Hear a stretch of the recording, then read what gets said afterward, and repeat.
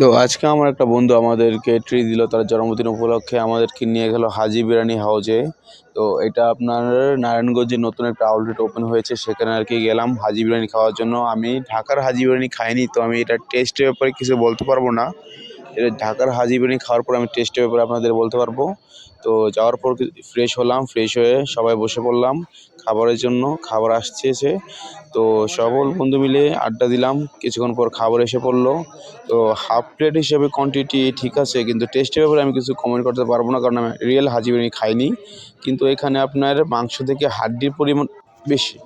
এখানে মাংস থেকে হাড্ডির পরিমাণ হাফ প্লেট হিসেবে বেশি।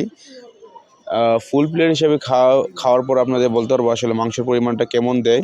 তো ওইখান থেকে তার পাশে একটা গলি আছে, মসজিদের গলি যেটা, সেখানে যেয়ে নিয়ে খেতে গেলাম আমরা মাশরুম চপ। তো ওইখানে মাশরুম চপ অনেক ফেমাস। কড়াই থেকে নামতেই মাশরুম চপ পুরো শেষ করে ফেলে। তো কোনো মতে টানাটানি করে মাশরুম চপ পাঁচ পিস নিয়ে আসলাম।